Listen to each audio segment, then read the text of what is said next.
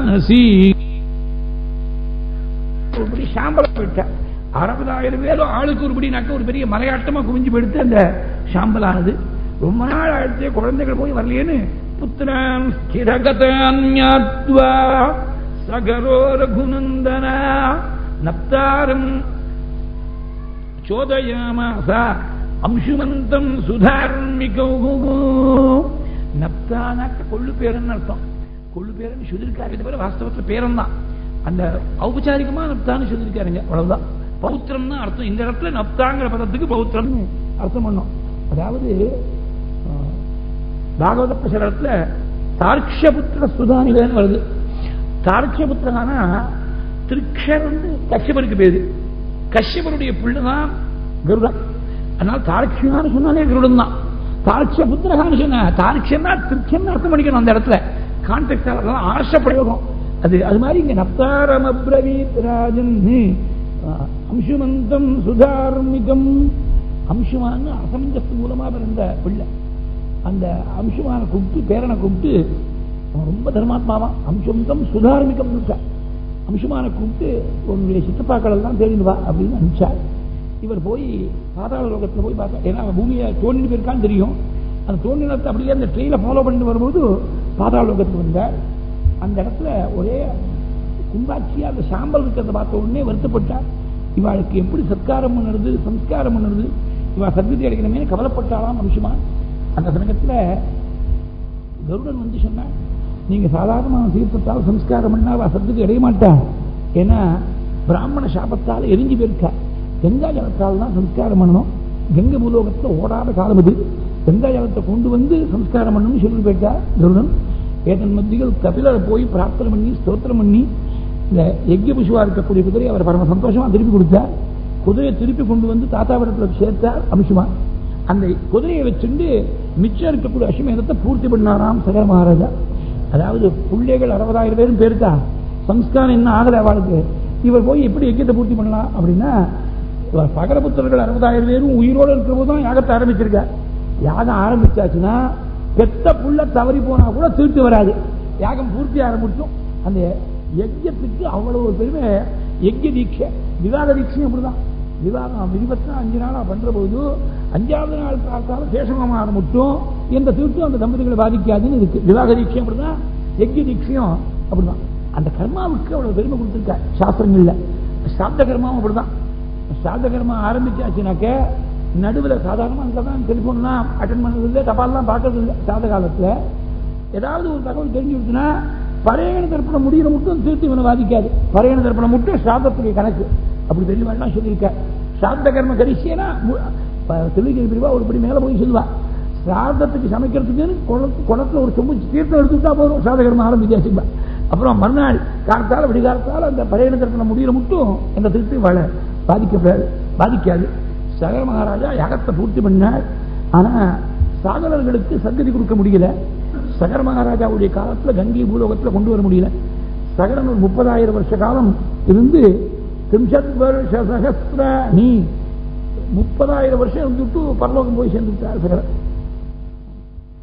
பரலோகம் சகர போய் சேர்ந்த உடனே காலதர்மம் கதேராமா சகரே பிரகிருதி ஜனாக ராஜானம் ரோச்சயாமாசு அம்சுமந்தம் சுதார்மிகம். உடனே அசமஞ்சஸ் தான் ராஜாவா வரணும் நியாயமா பார்த்தா. ஆனா சகரனுடைய புத்தனா இருக்கக்கூடிய அசமஞ்சத்தை விட்டுட்டு அசமஞ்சசுடைய புத்தனா இருக்கக்கூடிய அம்சுமான் பரம தர்மாத்மாவை ஜனங்கள் எல்லாம் ஆசைப்பட்டாலாம் ராஜாவா வரணும்னு. நாம என்னமோ அது மோனார்கின்னு நினைச்சிட்டு இருக்கோம். It is more representative than the depth of democracy. ஜனங்கள் எல்லாம் ஆசைப்பட்டு தான் அம்சுமான் ராஜாவா வந்திருக்க. அம்சுமான் 32,000 வருஷங்கள் இருந்த அவருடைய காலத்தில் கொண்டு வர முடியல, கங்கையை கொண்டு வர முடியல. அம்சுமானுடைய பிள்ளை திலீபன் பேரு. திலீபன் ஒரு 30,000 வருஷ காலம். தன்னுடைய காலம் மொத்தம் 92,000 வருஷம். இந்த 3 தலைமுறை பார்த்தீங்கன்னா இதெல்லாம் இருக்கு. வால்மீகி எல்லாத்தையும் சொல்லுங்க. நானா எனக்கு என்ன தெரியும், 28,000 30,000 32,000 எனக்கு என்ன தெரியும். வால்மீகி சொல்லிருக்கிறது அப்படியே சொல்றேன், அவ்வளவுதான். 32,000 வருஷம் அம்சுமான், 30,000 வருஷம் திலீபன் இருந்த. திலீபனுடைய காலத்தில் கொண்டு வர முடியல. திலீபனுடைய பிள்ளை பகீரதன். அவர் என்ன பண்ணார், மந்திரிஷு ஆதாய ராஜ்யத்தை முழுக்க மந்திரிகளுடைய பொறுப்பில் விட்டுட்டு இவர் கோகர்ண கஷேத்திரத்தில் போய் தபஸ் பண்ணார். 1000 வருஷ காலம் தபஸ் பண்ணாலாம். இது ஒரு முக்கியமான விஷயம் கவனிக்கணும். ஒவ்வொரு தலைமுறையும் அடுத்த தலைமுறைக்கு இந்த விஷயத்தை ஒரு மிஷன் ஆட்டமா டிரான்ஸ்மிட் பண்ணியிருக்காரு. நம்ம மூதாதையர்கள் சந்ததி அடையாம இருக்கா, கங்கையை கொண்டு வரணும், அவளுக்கு பித்ருகர்மா பண்ணணுங்கிறது எவ்வளவு அக்கறையா ஒரு 3-4 தலைமுறையா டிரான்ஸ்மிட் பண்ணிருக்கா அப்படிங்கிறத நாம கவனிக்கணும். இப்ப நம்ம ரொம்ப பேருக்கு 2வது தலைமுறைக்கு பேர் கூட தெரிய மாட்டேங்கிறது. அவன் மாதாமகனுடைய பேரு இல்ல, அதுக்கு மேல மாது பிதாமகன் தர்ப்பணத்துல என்ன பேரும் தெரிய மாட்டேங்கிறது. வாத்தியார் ஞாபகப்படுத்த வேண்டியிருக்கு, இவன் கோத்திரமே தெரிய மாட்டேங்கிறது. இவருக்கு எப்படி பிதர்களுடைய அனுகிரகம் எப்படி கிடைக்கும்? அந்த ஸ்ரத்த வேண்டாமா? கர்மஸ்ரத்தேன்னு சொன்னா கர்மாவோட அவ்வளவு ஸ்ரத்த. பிதர்கள் கரையறணும்னு ஒவ்வொரு தலைமுறையா டிரான்ஸ்ஃபர் பண்ணிருக்க. பகீரதன் 1000 வருஷ காலம் கோகர்ணத்துல வந்து ஊர்த்வபாகு பஞ்சதபாஹ மாசாரோஜிதேந்திரியஹ 2 கையும் மேல தூக்கி வச்சுண்டு ஒரு மாதத்துக்கு ஒரு முறை சாப்பாடு, பஞ்சாக்னி மத்தியில 4 பக்கத்தையும் அக்னி மேல சூரியனுடைய உஷ்ணம், இப்படி தபஸ் பண்ண பிரம்மா பிரத்யட்சமா ஆவிர்வவிச்சாள். பரம சந்தோஷப்பட்டேன். உனக்கு என்ன வரம் வேணும்னா, எனக்கு என்னுடைய தபஸால நீங்க திருப்தி அடைஞ்சிருந்தா சகரஸ்யாத்மஜா சர்வே மத்தஹ சலிலமாப்னுயுஹு, எங்கையால நான் அவளுக்கு திலோதகங்கள்லாம் கொடுத்து தர்ப்பணாதிகள்லாம் பண்ணி அவ கரையேறணும். கங்கை பூலோகத்தில் ஓடும்படியா நீங்க அனுகிரகம் பண்ணணும். அந்த தீர்த்தத்தால் அவளுக்கு நான் சம்ஸ்காரம் பண்ணணும். அது மாத்திரம் இல்ல, என்னுடைய குடும்பத்தில் இனிமே வரக்கூடிய தலைமுறைகள் யாரா இருந்தாலும் சரி நல்ல சந்ததிகள் ஏற்படணும். காலாகாலத்துல குழந்தை பிறக்கலைன்னு கவலைப்படப்படாது. தேயாச்ச சந்ததிர் தேவ. சாதாரணமா குடும்பிகளா இருக்கக்கூடிய நமக்கு 2 விதமா கவலை. கல்யாணமாகி சில வருஷங்களா எடுத்து குழந்தை பிறக்கலைன்னா கவலை, அப்புறம் குழந்தை பிறந்து அந்த குழந்தை கஷ்டப்பட்டா கவலை. அதனால 2 கவலையும் இருக்கக்கூடாதுன்னு கேட்டிருக்க. சந்ததி ஏற்படணும், குழந்தைகள் யாரும் கஷ்டப்படப்படாது. தேயாச்ச சந்ததிர் தேவ நாவசீதே குலஞ்சனஹ இக்ஷ்வாகூனாம் குலே தேவ யசமேஸ்து வரப்பரஹ. இக்ஷ்வாகு வம்சத்துல இதுதான் உங்கள்கிட்ட பெரிய வரமா நான் கேட்கிறேன் அப்படின்னா ததாஸ்துன்னு சொல்லிவிட்டாள். ஆனா ஒரே ஒரு விஷயம் தான், பிரம்மதேவன் நான் கங்கையை தேவலோகத்தில் ஓடக்கூடிய மந்தாகினியை பூலோகத்தை அனுப்பிச்சிடுவேன். இந்த பூலோகத்தை அப்படியே விழுந்தாள்னா பூமாதேவி தாங்க மாட்டாள். அந்த வேகத்தை அதை தாங்கக்கூடிய சக்தி பரமேஸ்வரன் தவிர வேற யாருக்கும் கிடையாது. தாம்பை தாரகிதும் வீரே நஹன்யம் பஷ்யாமி சூலினஹா. பரமேஸ்வரன் தன் ஜடாகலாபத்துல கங்கையை தேக்கி வச்சுக்கிறேன்னு ஒத்துண்டாருன்னா நான் ரிலீஸ் பண்றேன். உடனே பரமேஸ்வரனை குறிச்சு ஒரு வருஷ காலம் தபஸ் பண்ணாள். தேவதேவே கதே தஸ்மின் சோஹங்குஷ்டாக்னிபீடிதாம் கிருத்வா வசுமதீம் ராம சம்வத்சரமுபாசத. சர்க்கத்துடைய ஆரம்பம் முதல் ஸ்லோகம் தேவதேவே கதே தஸ்மின்ங்கிறது சர்க்கத்துடைய ஆரம்பம். 43வது சர்க்கம் ஆரம்பம். ஒரு கிருத்வா வசுமதீம் ராம, அந்த கட்டவரல அப்படி ஒரு அமுக்கி நின்றுந்தாமா. ஒரு வருஷம் அப்படியே நகர்த்தல கட்டவரல. அதனால பூமாதேவி ஆடி போயிட்டாலாம். சோங்குஷ்டாக்ர நிபீடிதாம் கிருத்வா வசுமதீம் ராம சம்வத்சரம் உபாசதா. உமாபதி பசுபதி பரமேஸ்வரன் ஆவிர்வவிச்சாள். ஒரு வருஷ காலத்துடைய பூர்த்தியில நீங்க அனுகிரகம் பண்ணி உங்க ஜடாகலாபத்துல கங்கையை தேக்கிண்டு வேகத்தை குறைச்சு ரிலீஸ் பண்ணணும்னு பிரார்த்திச்சிருந்தாள். ததாஸ்து சுவாமி ஒத்துண்டாள். மந்தாகினி தேவலோகத்திலேருந்து பூமியில வந்து விழுந்தாள். பரமேஸ்வரனுடைய சிரஸ்ல முதல்ல விழுந்தாள். அவ என்ன நினைச்சாளா, பரமேஸ்வரன் போய் நம்முடைய வேகத்தை காட்டணும்னு நினைச்சா. சுவாமி பேசாம இருப்பற, கர்வம் வந்தா தலையில குட்டிடுவர். அந்த கங்கை பரமேஸ்வரனுக்கு பத்னி. ஒரு விதத்துல பார்க்கும்போது பத்னியா இருந்தா என்ன, கர்வம் வந்தா டக்குன்னு குட்டிடுவர். அங்க கங்கை ஜடாகலாபத்துல பிரவேசம் பண்ண கங்கை வெளியில எப்படி வருதுன்னு தெரியாமல் அப்படியே பல வருஷங்கள் ஜடாகலாபத்திலேயே சுத்தினே இருந்தாளாம். அப்படி பிரதட்சணம் பண்ணிட்டே இருந்தாள். தத்ரீவாபம் பிரமதேவி சம்வத்சர கணாம் பகூனு. பரமேஸ்வரனா பார்த்து கிருப பண்ணி வெளியில வரத்துக்கு வழி கொடுத்தாள். அப்ப 7 நதிகளாக பிரிஞ்ச. கிழக்க நோக்கி 3, மேற்கு நோக்கி 3 போச்சு. ஒரே ஒரு நதி அலகநந்தா மாத்திரம் பகீரத ரதானுகா. பகீரதனுடைய தேரை பின்தொடர்ந்து போறாளாம். வரும்போது பூலோகத்துல ஜென்ம மரிஷியுடைய யஜ்யவாட்டம் முழுக்க அப்படியே மூழ்கி போயிடுத்து. கங்கை வரும்போது அவர் பார்க்க யஜ்யத்துக்கே ஆபத்து வந்துடும் போல் இருக்குன்னு தபஸ்வியா இருந்ததுனால நாம இருந்தா உடனே யஜ்யத்தை விட்டுடுவோம். அவர் யஜ்யத்தை விடுறதுக்கு தயாரா இல்லை. யஜ்யவாட்டம் முழுக்க முழுகி போறதேன்னு கங்கை எடுத்தார். அச்சுதாயனமாக சொன்னார். அவ்வளவுதான், கங்கை முழுக்க உள்ள எடுத்து அச்சுதாயனமாக ஆச்சமனம் பண்ணிவிட்டார். அகஸ்தியருக்கு பிராதாவா இருந்திருப்பவர். எல்லாரும் ரிஷிகள் எல்லாரும் வந்து பிரார்த்திச்சார், நீங்க கங்கா ஜலத்தை எடுத்துங்க, ஆச்சமனத்துக்கு வேண்டாம்னு சொல்லல, கங்கை முழுக்க ஆச்சமனம் பண்ணிடுவாங்க. ரொம்ப சிரமப்பட்டு பகீரதன் பிரயத்னம் பண்ணி கொண்டு வந்திருக்கான். உலகத்துக்கு முழுக்க இதனால பெரிய க்ஷேமம் ஏற்படணும், நீங்க மறுபடியும் கங்கையை வெளியில விடணும்னு பிரார்த்திச்ச பொழுது உடனே ஸ்ரோத்ராபியாமசுஜத் புனஹ தஸ்மாத் ஜன்னுசுதா கங்கா புரோச்யதே ஜாஹ்னவீதிஜா. 2 காது வழியா வெளியில விசர்ஜனம் பண்ண ஜன்னுடைய சரீரத்திலிருந்து வெளியில வந்ததுனால ஜாஹ்னவி என்று அவளுக்கு ஒரு பெயர். வலது காதுல விசேஷமா கங்கை இருக்கிறதாக ஒரு ஐதீக்கியம் அதனால்தான் ஏற்பட்டு தீர்த்தம் கிடைக்காத காலத்துல வலது கால தொட்டுண்டாலே ஆச்சமனம் பண்ண பலன்னு ஸ்ரோத்ராச்சமனம்னு ஒரு ஆபத்தர்மத்தை சொல்லியிருக்கார். அப்படி வெளியில ஓடி வரும்பொழுது சகரபுத்திரர்கள் எல்லாரையும் கரையேற்றி வச்சார். பஸ்மீபூதமா இருக்கக்கூடிய சகரபுத்திரர்கள் கங்காஜலம் ஸ்பர்ஷம் பட்ட உடனே புண்ணியலோகம் போய் சேர்ந்துட்டார். இது பாகவதத்துல ரொம்ப ரசமா சொல்லக்கூடிய சமயத்துல பஸ்மீபூதாங்க சங்கேன ஸ்வர்யாதாக சகராத்மஜாக கிம் புனஸ்ரத்தயா தேவீம் ஏ சேவந்தே திருதவ்ரதாக. பரமஸ்ரத்தையோட திருதவிரதர்களாக இருந்து இங்கே போய் சேவிக்கிறவாளுக்கு ஏற்பட்ட புண்ணிய கதி கிடைக்கும். நான் என்னமா சொல்லுவேன்? பாகவதத்தில் இன்னொரு விஷயம் சொல்லியிருக்காரு. கங்காதேவி பகீரதனை பார்த்து கேட்டாலாம், நான் பூலோகத்தில் ஓடணும்னு நீங்க மாட்டில் வரம் கேட்டு வாங்கின்னு வந்துட்டே, பூலோகத்தில் பல பேர் பாபம் பண்ணவாள்லாம் வந்து ஸ்நானம் பண்ணுவாளே, அவ பாப்பத்தை விட்டுட்டு போயிடுவாள் என்கிட்ட, நான் கலங்கமா போயிடுவேனே, என் பாப்பத்தை என்னமா போக்கிக்க முடியும்னு கேட்டாள். இக்ஷுவாகு வம்சத்துக்கு ரொம்ப தீக்ஷ்ணமான புத்தி. பகீரதன் உடனே யோஜனை இல்லாமல் வந்து சொன்னாள், எத்தனை கோடிக்கணக்கான பாபிகள் வந்து பாபத்தை உங்ககிட்ட நிக்ஷேபம் பண்ணாலும், அம்மா யாராவது ஒரு சாதுக்கள் மகான்கள் என்னைக்காவது ஒருத்தர் வந்து ஸ்நானம் பண்ணுவார், ஸ்நானம் பண்ணாருன்னா அன்னி மட்டும் உங்ககிட்ட சேர்ந்து இருக்கக்கூடிய அத்தனை பாபம் ஒரே க்ஷணத்துல பறந்து போயிடும். சூரியனை கண்ட பறி போல 10 மணி நேரம் 9 மணி நேரம் இருட்டா இருக்கு, 10 மணி நேரம் இருட்டுதே, 10 மணி நேரம் சூரியன் பிரகாசிச்சுதான் அந்த இருட்டு 10 மணி நேரத்துக்கு இருட்டு, ராத்திரி ஒரு இருட்டு போனோம்னு உண்டா? 10 மணி நேரம் இருந்த இருட்டு ஒரு செகண்ட்ல போயிடலையா? சூரியன் ஆகிறதுக்கு முன்னாடியே பறந்து போயிடலையா? அந்த மாதிரி எத்தனை கோடிக்கணக்கான ஜனங்கள் பாபம் பண்ணி உங்கள்கிட்ட பாபத்தை தள்ளி இருந்தாலும் ஒரு மகான் வந்து ஸ்நானம் பண்ணா அத்தனை பாபத்தையும் போக்கிடுவார். அந்த பாபம் அவள்கிட்ட போய் ஒட்டிக்கும் போல ஒட்டாது.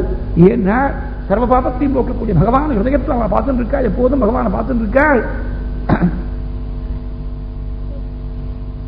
உன்னுடைய பாபத்தை அந்த மகான்கள்லாம் அபரணம் பண்ணி வேடுவாள்னு பகீரதன் அனுகிரகம் பண்ணி சொன்னாள் கங்கைக்கு. அது ஒரு பெரிய அனுகிரகம். சாதவோன்யாசினசாந்தாஹ பிரமிஷ்டாஹ லோகபாவனாஹ ஹரந்தி அகம்தே அங்கசங்காது தேஷ்வாஸ்தே ஹ்யகதித் ஹரிஹி. இப்படி கங்கை சகலபுத்திரர்கள் எல்லாரையும் கரையேற்றி வச்சாள். பகீரதனுடைய தேர் பின்னாடி தொடர்ந்து போறாள். பிரம்மதேவன் ஆவிர்பவிச்சு பகீரதனுடைய தேர் பின்னாடி போய் பகீரதனுடைய பிரயத்னத்தால வந்ததுனால அவளுக்கு பாகீரதின்னு பேரு. மூலகங்களையும் பாவனம் பண்றாள். தேவலோகத்துல மந்தாகினி, பூலோகத்துல கங்கை, பாதாள லோகத்துல போகவதின்னு பேரு. மூலகங்களையும் பாவனம் பண்ணதுனால த்ரீன்பதோ பாவயந்தி தி ததஸ்திரிபதகா ஸ்மிருதஹா.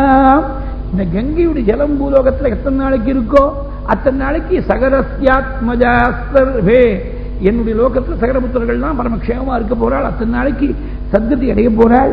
வேற யாருக்கும் கிடைக்காத பெரிய பாக்கியத்தை நீ அடைஞ்சிருக்கேன்னு சொல்லி பகீரதனுக்கு பரமானுகிரகம் பண்ணாள். இந்த புண்ணிய சரித்திரத்தை கங்காவதரணத்தை இதமாக்கியானமவ்யக்ரஹா கங்காவதரணம் சுபம் யஸ்ருணோதி ஜகாகுஸ்தா சர்வான் காமானவாப்னுயாத் யஸ்ராவயதி விப்ரேஷு க்ஷத்ரியேஷு இதரேஷு ச ப்ரீயந்தே பிதரஸ்தஸ்ய ப்ரீயந்தே தெய்வதானி ச. கங்காவதரணத்தை யாரு சொல்லும்படியா கேட்கும்படியா செய்கிறாளோ அவளுக்கு பிதர்கள் தேவதைகள் எல்லாம் பிரீத்தி அடைகிறாள். சர்வ பாபங்களும் நிவர்த்தியாகிறது, சர்வ காமங்களும் அவனுக்கு நிறைவேறது, எல்லா ஆசைகளும் நிறைவேறது, பாபங்கள் தான் நிவர்த்தியாகிறது. இப்படி உத்தமமான பலஸ்ருதி சொன்னாள். அந்த கங்கை அவ சில இடத்துல ரொம்ப வேகமா போறாள், சில இடத்துல ரொம்ப சாந்தமா. கொச்சித் துருதரம் யாதி கொச்சித் யாதி சனை சனைகி சொல்ல ஆரம்பிச்சா ஒவ்வொரு ஸ்லோகமும் சொல்லிட்டே போலாம். அது சில இடத்துல அப்படி ரொம்ப சாந்தமா போவேன், சில இடத்துல ஹரித்வாரில் பார்த்தீங்கன்னா வேகமா ஓடுவேன். ஹரித்வாரம் தான் முதல்ல கங்கை பூலோகத்தை ஸ்பர்ஷம் பண்ணக்கூடிய இடம். ஹரித்வாரில் போய் பார்த்தவாள் தெரியும். அப்படி பர்செப்டிபிளா நேக்கடைக்கு தெரியும்படியா ஒரு வேகம் 40-50 கிலோமீட்டருக்கு குறையாம ஒரு வேகத்தில் ஓடிட்டு இருக்காரு கங்கை. சங்கிலி கட்டி போட்டிருப்போம், சங்கிலியை பிடிச்சிருந்து சங்கிலிக்கும் இந்த கரைக்கு நடுவில் தான் ஸ்நானம் பண்ணோம். சில ஆசிரியர் ஏதோ நான் ஸ்கூல்ல இருக்கும்போது 5ஆம் கிளாஸ்ல இருக்கும்போது ஸ்விம்மிங் பூல்ல ஸ்விம் பண்ணி பேபி பூல்ல அப்படின்னு சொல்லிட்டு அவங்க ஹரித்வாரில் போய் அந்த சங்கிலியை தாண்டி போவோம். தாண்டி போனா அப்புறம் கங்கா மாதா நேரம் அழைச்சிடுவா சொல்ல முடியாது. அதனால சங்கிலிக்கு உள்ளதான் ஸ்நானம் பண்ணணும். அவ்வளவு வேகம் ஜாஸ்தியா இருக்கும் அங்க. பரமேஸ்வரன் வேகத்தை குறைச்சப்பறமே அவ்வளவு வேகம் இருக்கு. குறைக்காம அனுப்பிச்சிருந்தாருன்னா நிச்சயமா உலகம் தாங்கியிருக்காது. இந்த கங்கையுடைய சரித்திரத்தை சொல்லி அந்த கங்கையுடைய தீர்த்தம் பிரம்மாவுடைய கமண்டலில் இருந்தது, நாராயணனுடைய பாதஸ்பர்ஷம், பரமேஸ்வரனுடைய சிரஸ்பர்ஷம், பகீரதனுடைய தபஸ், ஜென்ம மருஷியுடைய சரீர சம்பந்தம், எத்தனை பேருடைய பெருமை சேர்ந்து இருக்குதுல்ல. அதனால இந்த கங்கையை போய் பவாங்க பதிதம் தோயம் பவித்ர விதிபஸ்பிருஷு இருக்கு. நாம சில பேர் இதுக்கு வேற விதமா அர்த்தம் பண்ணுவா, அது நமக்கு தேவையில்லை. நாம் எப்படி அர்த்தம் பண்ணிக்கணும்னா, பவாங்க பதிதம் தோயம் அதயேவ பவித்ரம் இதிபஸ்பிருஷு, பரமேஸ்வரனுடைய சரீர சம்பந்தப்பட்டதுனால இது ரொம்ப பவித்திரமானது அப்படின்னு அந்த தீர்த்தத்திற்கு புரோக்ஷனம் பண்ணிட்டு மேல போற. அங்கிருந்து விஷாலம் என்ற கஷேத்திரத்துக்கு வந்து சேர்ந்தாள். விஷாலம் என்ற நகரம் எப்படி ஏற்பட்டது, அந்த இடத்துடைய பெருமை என்ன அப்படின்னு சொல்றாள். அசுர மாதாவா இருக்கக்கூடிய திதி தன்னுடைய குழந்தையா இருக்கக்கூடிய விருத்தனை இந்திரன் மதம் முன்னுட்டானே என்ற வேகத்தால கஷ்யபத்தை ரொம்ப கைங்கரியம் பண்ணி ஒரு வரம் வாங்கினாள். அவர் ரொம்ப திருப்தி அடைஞ்சு நான் ஏதாவது வரம் கொடுக்குறேன்னு விட்டார் கஷ்யபர். எனக்கு இந்திரன் அழிக்கிறதுக்கு ஒரு பிள்ளை வேணும்னு கேட்டார். பெரிய தர்ம சங்கடமான நிலை இது. இந்திரன் தான் மூத்த பிள்ளை கஷ்யபருக்கு, தேவர்கள்ல மூத்தவன். அவன் அழிக்கிறதுக்கு திதி மூலமா ஒரு அசுர குழந்தை ஒருத்தன் பிறக்கிறது எந்த அப்பாவுக்கு சம்மதமா இருக்கும்? இருந்தாலும் சொன்ன வார்த்தையை மீறப்படாதுன்னு அவளுக்கு ஒரு விரதத்தை, பும்சவன விரதம் என்ற விரதத்தை உபதேசம் பண்ணி, இந்த விரதத்தை அனுஷ்டானம் பண்ணி வாமா, இது 1 வருஷ காலம் அனுஷ்டிச்சாள் பாகவதத்தில் இருக்கு, 1000 வருஷம் அனுஷ்டானம் பண்ணாள் அப்படின்னு ராமாயணத்தில் இருக்கு. அந்த விரதத்தை நன்னா நியமத்தோடு அனுஷ்டானம் பண்ணா நீ நினைச்ச மாதிரி ஒரு பலன் கிடைக்கும். லோபம் ஏதாவது வந்துவிட்டா நேர் எதிர்ப்பதமான ஒரு பலன் கிடைச்சிடும் சொல்லிவிட்டா. அதே மாதிரி விரதத்தை அனுஷ்டானம் பண்ணி வரும்போது இந்திரன் தேவனா இருக்கிறதுனால சித்தி இந்த காரணத்துக்காக தபஸ் பண்ணிட்டு இருக்கான்னு தெரிஞ்சு போயிடுது. சித்தியுடைய கர்ப்பத்துல குழந்தை வளர ஆரம்பிச்சதுன்னா நம்மளை அழிச்சிடும். அந்த குழந்தை பிறக்கிறதுக்கு முன்னாடி கர்ப்பத்தில் இருக்கக்கூடிய குழந்தையே நாம வதம் பண்றதுக்கு வாய்ப்பு கிடைக்குமான ஒரு கிருத்திரிமமான எண்ணத்தோட, ஆனா வெளியில அந்த எண்ணத்தை சொல்ல முடியாது. உங்க கர்ப்பத்தில் இருக்கக்கூடிய குழந்தை அழிக்கிறதுக்காக வந்திருக்கேன்னு சொல்லாமல் சித்திக்கு ஏதோ கைங்கரியம் பண்ற மாதிரி பார்த்து கைங்கரியம் பண்ற மாதிரி கூட இருந்து பரிச்சரிய சொன்னாள். மகேந்திராஜுஷிதப்புரா திதிம் யத்த தபஸ்சித்தாம் ஏவம் பரிசசாரசா, தபஸ் பண்ணிட்டு இருக்கக்கூடிய திதிக்கு கைங்கரியம் பண்ணான இந்திரன் இந்த இடம் தான்டாப்பா, விஷாலங்கிற இடம் தான் அப்படிங்கிறார். இக்ஷ்வாகுடைய வம்சத்தில் அலம்புசாயாம் உற்பன்னா அப்படி கைங்கரியம் பண்ணி இருக்கிற போது 10 வருஷம் பாக்கி இருக்கு. 990 வருஷம் தபஸ் பண்ணிவிட்டாள் திதி. தசோனே ரகுநந்தனா 10 வருஷம் பாக்கி இருக்கு தசோனே. அந்த சமயத்தை ஒரு நாளைக்கு சந்தியா காலத்தை தன்னை மீறி ரொம்ப சிரமம் ஜாஸ்தியா இருந்ததுனால கண்ணை செஞ்சுட்டாள். நியமலோபம் வந்துவிட்டு இதான் வாய்ப்புன்னு உள்ள 990 வருஷமா அனுஷ்டானம் பண்ணிருக்கிறோம். குழந்தை நல்லா வளர்ந்து விட்டு உள்ள புகுந்து சூக்ஷ்ம ரூபியா புகுந்து வஜ்ராயுதத்தால் 7 துண்டங்களா வெட்டினாள். பலமுறை தான் சொல்லியிருக்க. 7 துன்பங்கிறது நாம அனுமானத்தால் சப்தமுருத்துங்கிறதால தெரிஞ்சுக்கணும். பலமுறை பௌதா குருஷன்னா இருக்கு பாகவதத்துல. பலமுறை வெட்டியும் அந்த குழந்தைக்கு ஆபத்து வரல. சீனிவாசனுடைய கிருப்பையால ஆபத்து வராமல் ரட்சிக்கப்பட்டான். எப்படி அஸ்வத்தாமாவுடைய அஸ்திரத்திலேருந்து நீ ரட்சிக்கப்பட்டியோ பரீட்சித்து, அந்த மாதிரி அது அந்த குழந்தைய ரட்சித்துட்டாள், சுவாமி ரட்சித்துட்டாள். நமமாரதிதேர் கர்ப்பா ஸ்ரீனிவாசானுகம்பயா பகுதா குலிசக்ஷுன்னஹ திரௌஹும்யஸ்திரேண யதா பவானி. உடனே முடிச்சு விட்டாள். என்ன விஷயம் கேட்டால் குழந்தை அழறது. அழாதே சித்தி எழுந்துட்டு போறாதுன்னு சொல்லி அழாதேன்னு சமாதானம் பண்ணான் இந்திரன். மாருதா அழாதேனா மாருதா சம்ஸ்கிருதத்தை மாருதான்னு சொன்னதுனால அந்த குழந்தைகளுக்கு 7 பேருக்கு மருத்துக்கள் அப்படின்னு பேர் வந்துடுத்து. இந்த மாதிரி நடந்த விஷயத்தை முழுக்க சொன்னான் இந்திரன். இந்த மருத்துக்கள் இந்திரனை அழிக்கிறதுக்கு பதிலாக திதி அப்படித்தானே வரம் கேட்டா, இந்திரனை அழிக்கிறதுக்கு பதிலாக இந்திரனுக்கு தம்பிகளாக தேவர்களுடைய கோஷ்டியில போய் இந்திரனுக்கு பரம சுகிருத்துகளாக போய் சேர்ந்துட்டார். மருத்துக்களுக்கெல்லாம் தலைவன் இந்திரன். மருதான் இவ வாசவகா அப்படின்னு கிருஷ்ணான சொல்ற. மருத்துக்கள் அவ்வளவு ஸ்னிக்தமா போயிட்டாள், இந்திரன் ரொம்ப நெருங்கி போயிட்டாள். என்ன அர்த்தம் இல்லைன்னு என்ன தெரிஞ்சுக்கணும்னா, அழிக்கணும்னு நினைச்சா கூட வஜ்ராயுதத்தால கூட அழிக்க முடியாம போயிட்டாலும் பெரிய நாசம் வர வேண்டிய இடத்துல ரட்சை ஏற்பட்டு. அதனாலதான் இது வெறும் மருத்துவர்களுடைய பிராதுபாவம் சொன்னா போறாது, மங்களம் மருத்தாம் ஜென்மா அப்படின்னு பாகவதத்துல சொல்லிருக்க. இதுதான் பட்டத்தில் சொல்ற போது என்ன சொன்ன, இவ எந்த எண்ணத்தோட வேணா உபாசிச்சிருக்க பகவான. மொத்தத்துல பகவத் உபாசனம் அந்த பும்சவன விரதத்தை அனுஷ்டானம் பண்ணாலும் எத்தனையோ நாளைக்கு அனுஷ்டானம் பண்ணிருக்க. அவ துஷ்டமான எண்ணத்தோடு உபாசிச்சா கூட பண்ணது பகவத் ஆராதனம், அது ஒரு நாளும் வீணா போகாது. அதனால சுபமான பலத்தை கொடுத்துட்டு துஷ்டாசயேபி சுபதைவ பவன் நிஷேவா தத்தாதிருஷஸ்வமவ வாசனிகேதனாதஹா त्वत्सेवनेन दितिः इन्द्रवदोद्यता अपि தான் பிரத்யுத இந்திர சுகிருதா மருதோபிலேபே துஷ்டாசயேபி சுபதைவ பவன் நிஷேவா தத்தாதிருஷஸ்வமவாம் பவனாலயேஷ. இப்படி சப்தமருத்துக்களை பிராதுர்பாவம் சொல்லி அந்த இடத்துல அலம்புசா என்ற பத்னி மூலமாக இக்ஷ்வாகுடைய பிள்ளையாக வந்து பிறந்தவன் ஒருத்தன் விஷாலன் பேரு. அவன் நிர்மாணம் பண்ண ஊர் தான் வைசாலிங்கிற கஷேத்திரம். அங்க பல தலைமுறைகளுக்கு அப்புறம் சுமதினு ராஜா இருக்கார். அந்த சுமதி விஸ்வாமித்திரர் வந்திருக்கார் தெரிஞ்ச உடனே அந்த ஊருக்கு போறதுக்கு முன்னாடி இந்த கதையெல்லாம் சொல்லியிருக்கார். விஸ்வாமித்திரர் சொல்லியிருக்கார். சுமதி வரவேற்று சுவாமியும் லட்சுமணியும் பார்த்த உடனே இமௌ குமாரோ பத்ரம் தே கஜதுல் இமௌ குமாரோ பத்ரம் தே தேவதுல் யபராக்ரமு கஜசிம்மகதி வீரௌ ஷார்தூல ரிஷபோபமௌ. இந்த குழந்தைகள் யாரு? தேவர்களை போல இருக்காளே.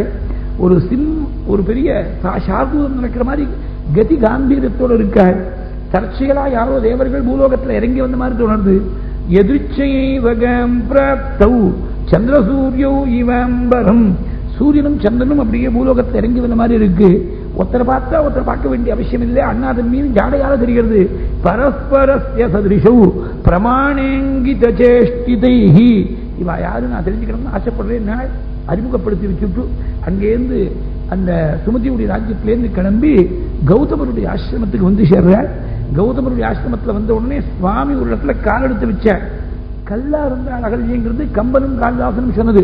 வால்மீகி அப்படி சொல்லல. யாருடைய கண்ணுக்கும் தெரியாமல் இருக்கணும் அப்படின்னா அதிருஷ்யா சர்வபூதானாம் ஆசிரமே அஸ்மின் நிவசதி அப்படின்னு தான் கௌதமருடைய சாபம் இருக்கு. பகவான் காலெடுத்து வச்ச உடனே திடீர்னு திவ்ய ரூபலாவண்யத்தோட அகல்யங்க சாப விமோசனம் ஏற்பட்டு ஆவிர்வவிச்சு நிற்கிறார். கண்டகல் மிஷை காகுத்தம் கழல் துகள் கதுவ உண்ட பேதை மெய்மயக்கு அத வேறுபட்டு உருவம் கொண்டு கடல் கூடியது ஒப்ப. திடீர்னு அந்த ரூப லாவண்யத்தோட ஸ்திரீ வந்து நிற்கிற போது சுவாமிக்கு ஒன்றும் புரியல. இது என்ன? இது ஆச்சரியமா இருக்கே. பிரமிச்சு நிற்கிற அகல்யவுடைய சரித்திரத்தை விஸ்வாமித்திரர் சொன்னார். பிரம்மதேவன் சர்வ லட்சணங்களும் பொருந்தி இருக்கக்கூடிய ஒரு பெண்ணை அகல்யை உருவாக்கி யாரு உலகத்தை முழுக்க சீக்கிரமா பிரதட்சணம் பண்ணிட்டு வராளோ அவளுக்கு இந்த பெண்ணை கொடுப்பேன். அது ஒரு வீரிய சுருக்கம். எல்லாரும் இந்திராதி தேவர்கள்லாம் அகல்யோட ரூபத்தை பார்த்து பிரமையடைஞ்சு உலகத்தை முழுக்க பிரதட்சணம் பண்ணணும்னு அவாக வாகனத்தை கிளம்பி விட்டார். அந்த சமயத்தில் நாரதர் என்ன பண்ணார்? கௌதமரை கூப்பிட்டு உபயகோமுகியா இருக்கக்கூடிய ஒரு பசுவை பிரதட்சணம் பண்ண சொன்னார். சாதாரணமாகவே பசுவுடைய சரீரத்தில் 14 உலகங்களும் இருக்கு. கவாமங்கேஷு திட்டந்தி புவனானி சதுர்தசா அப்படின்னு சாஸ்திரம். அதுல நீங்க மாட்டில் இந்த வரியை கோட் பண்ணிட்டு போயிடுறேன். 21ஆவது நூற்றாண்டுல இதெல்லாம் நாங்க நம்பணும்னு எதிர்பார்க்கிறேன். 14 உலகம் எங்க சார் இருக்கு? அது ஏதோ அதுக்கு இருக்கக்கூடிய டைஜஸ்டிவ் சிஸ்டம், ரெஸ்பிரேட்டரி சிஸ்டம், இதெல்லாம் அந்த சரீரத்தில் என்னெல்லாம் அவயவங்கள் இருக்கோ அதானே இருக்கும். 14 உலகம் எங்க இருக்கு பசுவுடைய சரீரத்தில் அப்படின்னு உடனே கேட்கலாம். என்ன தாற்பயம் அப்படின்னாக்க 14 உலகங்களும் ரட்சிக்கிறதுக்கு வேணுங்கிற ஒரு பெரிய சாரமானது பசுவிடத்தில் இருக்கு அப்படின்னு அர்த்தம்.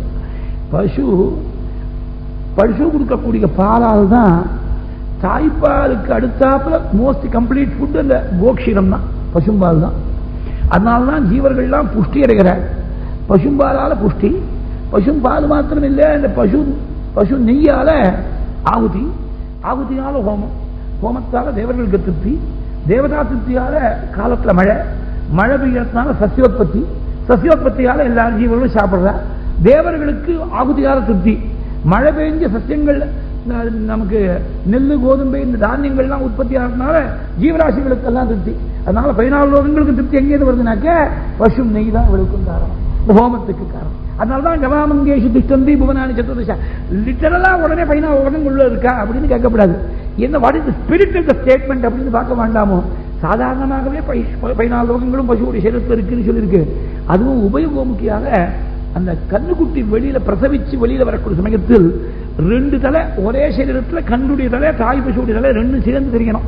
அதான் உபயோகமுக்கின்னு பேரு. ஆத்துல மாடு இருந்தா ராத்திரி இல்ல பகல் இல்ல எப்ப பிரசவிக்க போகுதுன்னு காத்துட்டு இருப்பா. அந்த சமயத்தில் போய் பிரதட்சணம் நமஸ்காரம் பண்ணுறதுக்கு ஒரு பெரிய பாக்கியம் இருந்தாதான் கிடைக்கும். அவன் 10 நிமிஷம் மட்டும் கண் கொட்டா பார்த்துட்டு இருப்பான், கண்ணா சேவட்டேன்னு உள்ள போய் படுத்துப்போம், அது பிரசவிச்சுட்டு போயிடும். அந்த சமயம் கிடைக்காது. அந்த சமயத்தை ரொம்ப ஜாகிரதையா காத்துட்டு இருப்பாள். அப்படி பார்த்து பார்த்து புண்ணியத்தை சம்பாதிக்கணும்னு பெரியவாள்லாம் புண்ணியத்தை சம்பாதிப்பாள். உபயோகமுக்கியா இருக்கக்கூடிய பசுவை பிரதட்சணம் பண்ண சொல்லி 14 உலகங்களில் அடங்கியிருக்கு, பூ பிரதட்சணம் முடிஞ்சு போயிடுச்சுன்னு சொல்லி கௌதமரை அழைச்சிட்டு போயிட்டாள் பிரம்மதேவனத்துல. பிரம்மதேவர் விவாகம் பண்ணி கொடுத்துட்டார் அகல்ய. கௌதமன் அழைச்சிட்டு வந்துட்டார் தன் ஆசிரமத்துக்கு. இந்திரன் ஊரெல்லாம் சுட்டுட்டு வந்தான், தனக்கு அகல்ய கிடைக்கலன்னு ஏமாற்றம் அடைஞ்ச உடனே, ஏமாற்றம்னா உனக்கு விதிக்கல, உனக்கு பத்னியா சச்சி தேவி போரும் அப்படின்னு வச்சிருக்க, அது பேசாம திருப்தியா இருக்க வேண்டியதானே. இந்த அசத்தை என்ன பண்ணி கொடுத்து கௌதமரை போல ஒரு மாறு வேஷம் போட்டுன்னு வந்து அகல் இடத்துல பிரவர்த்திக்கணும்னு நினைச்சான். ஆனா original கௌதமரை he must be removed from the scene. அதனால ஒரு சேவலை போல சத்தம் போட்டாள். ஏதோ காத்தால கூவக்கூடிய சப்தம் கேட்கறதே பிரபாத காலம் வந்து விட்டு நினைச்சுன்னு பிரார்த்தஸ்தானத்துக்கு கிளம்பி விட்டாரு. அந்த காலத்துல கடியாரம் எல்லாம் கிடையாது, அவர் மாட்டில் கிளம்பி விட்டார். மாறு வேஷம் கௌதமரை போல வேஷம் போட்டு அகல் இடத்துல வந்து பிரவர்த்திச்சார். அகல்லையும் ஒரு க்ஷணகாலம் பிரமை அடைஞ்சு இந்திரனே நம்ம இடத்துல வியாமோகம் அடைஞ்சிருக்காள்னு அவளும் பிரமிச்சு விட்டாள். மதிஞ்சகார துர்மேதா தேவராஜ குதூகலாது. நதியில போன கௌதமர், அந்த நதி ஸ்தப்தமா இருக்கு. இதெல்லாம் நதி ஸ்நானம் பல சமயங்கள்ல ஸ்நானம் பண்ணாதான் தெரியும். காத்தால 3 மணிக்கு இருக்கக்கூடிய நதி வேற, 5 மணிக்கு இருக்கக்கூடிய நதி வேற. 5 மணி சௌக்கியமா ஸ்நானம் பண்ணலாம். தினம் 5 மணிக்கு ஸ்நானம் பண்ணி பழக்கம் இருந்தா கூட ஒரு நாளைக்கு 3 மணிக்கு போனா நமக்கு கொஞ்சம் பயமா இருக்கும். ஏன்னா நதி பிரவாகமே இல்லாத மாதிரி ஸ்தப்தமா இருக்கும். ஈக்காக ஒரு சத்தங்கத்தை ஒண்ணுமே இருக்காது. அந்த நதியில போய் இறங்குறதுக்கு கொஞ்சம் யோஜனையா இருக்கும். ஆனா சில நாளைக்கு 3 மணிக்கு சீக்கிரமா கிளம்பணும், எங்கேயாவது வெளியே கிளம்பணும்னா நதி ஸ்நானத்தையும் விடப்படாது அப்படின்னு நினைக்கிறவாளுக்கு 3 மணிக்கு ஸ்நானம் பண்ணி தானே ஆகணும், வேற வழி இல்லை. அதனால 12 மணிக்கெல்லாம் போயிடா அக்காலம் பிரவேசமே பண்ணப்படாது, ஸ்நானம் பண்ணப்படாது. அந்த காலத்தில் 3 மணி தான் ஏர்லியஸ்ட், அதுக்கு முன்னாடி ஸ்நானம் பண்ணப்படாது. இப்படி எல்லாம் இருக்கு.